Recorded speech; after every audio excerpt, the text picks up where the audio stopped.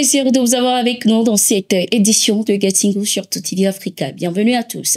Le député sénégalais Guy Marius Sagna, présent au Togo pour prendre part à la 3e session extraordinaire du Parlement de la CEDEAO, a été agressé ce 29 septembre 2024 alors qu'il participait à une réunion de la dynamique pour la majorité du peuple DMP, un parti togolais d'opposition. Selon les informations, alors que la rencontre suivait son cours, des individus ont fait irruption dans la salle pour attaquer le député sénégalais et certains participants. Pour le député, ça a été une scène de chaos où la violence a atteint son paroxysme et à des niveaux choquants. Blessé grièvement, le député et certains participants ont été transportés à l'hôpital le plus proche. Pour s'expliquer, la Direction générale de la police nationale DGPN a indiqué n'avoir reçu aucune information sur la tenue de cette réunion, raison pour laquelle les mesures de sécurité n'ont pas été déployées. Dans son message, elle accuse d'une manière voilée les organisateurs de n'avoir pas jugé bon ou utile de prévenir les autorités compétentes pour bénéficier ainsi d'éventuelles mesures de sécurité. La DGPN a par la même occasion annoncé l'ouverture d'une enquête pour faire la lumière sur cet incident. La ministre de la Communication et de la Culture, porte-parole du gouvernement togolais, a souligné de son côté condamné cet acte. Le Togo est un pays de paix et de quiétude, mais les circonstances déplorables dont nous parlons ne doivent pas nous amener à apporter des accusations gratuites, mais encore une fois, à donner à la justice togolaise tous les moyens de diligenter une enquête en bonne et due forme. Je pense de plus, à moins qu'on devrait pointer un doigt accusateur sur le Togo et ses autorités, que la liberté de réunion et d'expression ne soit pas en question. Je voudrais dire que la violence n'a pas sa place dans la vie politique et tout autre. Je voudrais souhaiter un prompt rétablissement aux blessés et former vraiment ardemment le vœu que notre pays, le Togo, continue de jouer sur la paix, la quiétude, soit pour les Togolais que toute personne qui frôle le sol togolais, a-t-elle souligné lors d'une interview. Les autorités sénégalaises, dans un communiqué, ont de leur côté vivement dénoncé et condamné l'agression du député et appelé le gouvernement togolais à prendre des mesures appropriées afin de garantir la sécurité physique du député sénégalais. Il est à noter que la communauté économique des États de l'Afrique de l'Ouest, CEDEAO, n'a pour l'heure fait aucune déclaration concernant cet incident. Le Burkina Faso, lors de son intervention à la 79e Assemblée générale des Nations unies, à travers son ministre des Affaires étrangères Jean-Marie Karamoko, a vivement dénoncé les accusations des actions contre les civils et de violations des droits de l'homme portées par des ONG internationales contre les forces de défense et de sécurité du pays. Il a indiqué que lors de leur mission de lutte contre le terrorisme, les forces armées du pays font preuve de professionnalisme. Écoutons.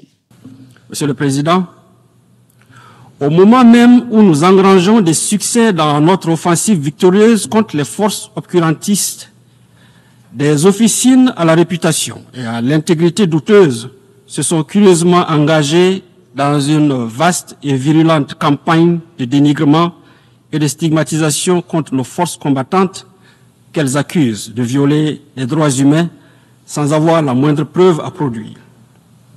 Ces propagandes orchestrées vise en réalité à démoraliser les patriotes burkinabés et à saborder leur combat légitime parce que tout simplement, ces adeptes du chaos n'ont pas encore compris la dynamique en marche au Sahel, c'est-à-dire notre volonté de nous affranchir de toute tutelle et de tout paternalisme.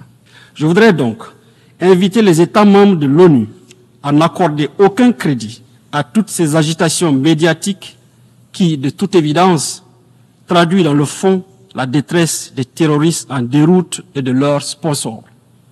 Je tiens également à les rassurer du professionnalisme et de la renommée de nos forces de défense et de sécurité, démontrées à travers leur participation aux opérations de maintien de paix et maintes fois reconnues ici même. La formation systématique et les évaluations permanentes des forces de défense et de sécurité et des VDP en droit international humanitaire garantissent au quotidien cette rigueur professionnelle en matière de respect des droits humains. Le Niger est de retour dans la force multinationale mixte. Le pays a décidé de reprendre sa coopération après son retrait suite au coup d'État dans le pays. La force multinationale mixte est une initiative régionale visant à lutter contre les extrémistes qui sévissent dans la région du bassin du lac Tchad. Cette force est composée du Nigeria, du Cameroun, du Tchad, du Niger et du Bénin. Le retour du Niger fait suite à la visite du chef de l'armée nigériane, le général Christopher Moussa, à Niamey en août, où des pourparlers ont été engrangés avec son homologue nigérien, le général Moussa Salaou Barmo. Cette décision permettra sans aucun doute de sécuriser la vaste frontière entre le Nigeria et le Niger, tout en contribuant à l'efficacité globale de la force opérationnelle conjointe, a déclaré le ministre nigérian de la Défense Mohamed Badaro. La force multinationale mixte mutualise les efforts et coordonne les opérations pour la lutte contre l'insécurité. La présence du Niger est d'une importance capitale en raison de sa position géographique stratégique au cœur du Sahel, un carrefour clé pour les forces régionales. Dans le même temps, le Nigeria a également repris sa coopération bilatérale avec le Niger, surtout sur le plan de la défense. Reconnaissons la crise entre les deux pays à cause de la menace d'intervention militaire brandie par la CEDEAO sous la présidence de Bola Tinubu. Le général Christopher Moussa a rassuré que cette nouvelle coopération ne serait pas utilisée pour déstabiliser le Niger ou tout autre pays voisin. Au Niger, la population apporte de nouveau son soutien aux autorités de la transition dans le cadre des actions engagées pour la souveraineté de leur pays. Ce 30 septembre 2024, plusieurs personnes s'étaient rassemblées pour assister au lancement de la campagne de sensibilisation pour la défense civile initiée par le Front patriotique pour la souveraineté FPS. L'objectif est de renforcer la conscience collective autour des enjeux de souveraineté et de sécurité nationale. Il s'agira également d'éduquer la population sur les menaces existantes et d'encourager à collaborer étroitement avec les forces de sécurité et de défense. Vu la gravité de la menace, le FPS a lancé l'activité de la défense civile pour dénoncer avec vigueur toute tentative d'atteinte à la souveraineté et à la sécurité du Niger et de son peuple, a indiqué Bana Ibrahim, membre du mouvement. Plusieurs membres du gouvernement également pris part à ce lancement.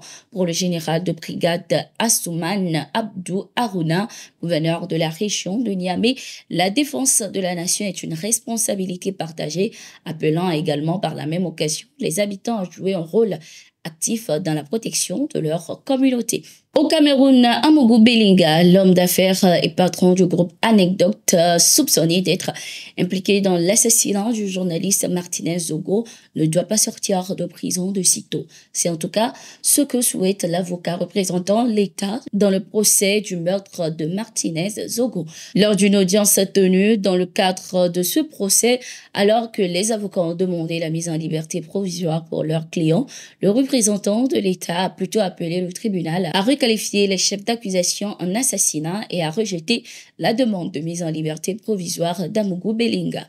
Notons qu'il y a au total 17 personnes inculpées pour assassinat, complicité d'assassinat, torture ou violation des consignes dans le cadre de l'assassinat du journaliste Martinez Zogo. Parmi les accusés se trouvent des personnalités comme Jean-Pierre Amougou Belinga, accusé de complicité, de coaction, de torture, et Bruno François Bidjang Oba Bikoro, directeur général du groupe de médias Vision 4 Satellite FM et l'Anecdote. Ainsi s'achève cette édition. Merci d'être resté avec nous. Nous sommes en continu sur nos différentes plateformes et sur notre site d'information, le www.toafrica.com.